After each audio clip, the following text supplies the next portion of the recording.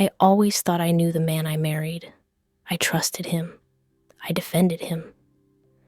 But one night, I opened his phone, and in less than 60 seconds, everything I believed about my marriage started to fall apart. What I found wasn't meant for me. It wasn't meant for anyone. And that's exactly why it changed everything. My name is Emily. I'm 32 years old. And until recently, I thought my life was stable. I've been married for 3 years. Not perfect years, but real ones.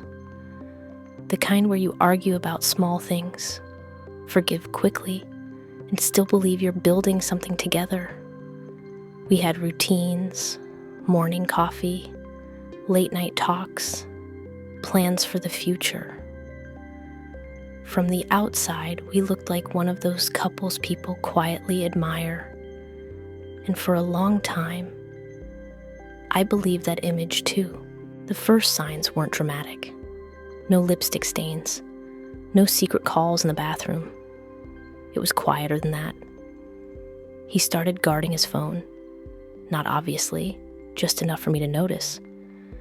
Screen turned down, notifications silenced, phone always face down on the table. When I asked, he smiled and said, "Work stuff. You know how it is." And I wanted to believe him. Because here's the truth most people don't admit. When you love someone, you don't want to look for reasons to stop. It was a normal night. No fight, no tension. He fell asleep next to me, his phone still in his hand. I stared at it for a long time. I told myself I was crazy, insecure, overthinking, but my chest felt tight. That quiet feeling you get when something isn't right, even if you can't explain why. I picked up his phone. My hands were shaking. I didn't even go through his messages at first. The screen opened to photos, and that's when my breath caught. At first, I didn't understand what I was seeing. Then my stomach dropped.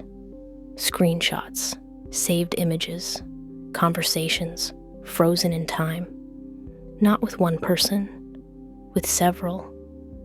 Some emotional, some flirtatious, some crossed lines I didn't even know existed.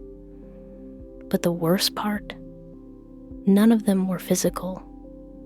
And somehow, that hurt even more. Because physical betrayal is easy to label. But emotional betrayal, it's quiet. It hides behind excuses. It pretends to be harmless. He wasn't meeting them. He wasn't touching them. But he was giving them the parts of himself that I thought were mine. Late night conversations, inside jokes, comfort, validation. I realized something terrifying in that moment. I wasn't being replaced. I was being slowly erased. I put the phone down. I didn't wake him up. I didn't scream. I didn't cry.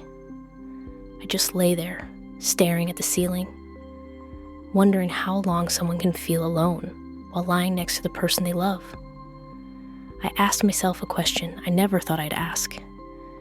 If I hadn't looked, how much longer would this have continued? The next morning, I told him everything. I told him I saw it. I told him how it made me feel. He didn't deny it. He said it didn't mean anything, that it was just talking, that he never planned to leave me. And that's when I understood something important. Intent doesn't erase impact. Trust doesn't break in one moment. It breaks in layers. Each dismissed feeling, each "you're overreacting," each time someone chooses comfort over honesty. I wasn't angry anymore. I was awake. I didn't leave that day, but I changed. I set boundaries. I stopped ignoring my instincts. I stopped shrinking my pain to protect his comfort. whether this marriage survives or not. I will never again betray myself to keep someone else comfortable. Sometimes the most dangerous secrets aren't hidden, they're saved, waiting. On a screen you weren't meant to open, and once you see them, you can't unsee them. If this story made you pause, if it felt a little too familiar, you're not alone. Subscribe for real stories about love, trust, and the moments that change us forever. And if you've ever trusted your instincts or ignored them, leave a comment. Someone reading it might need that courage today.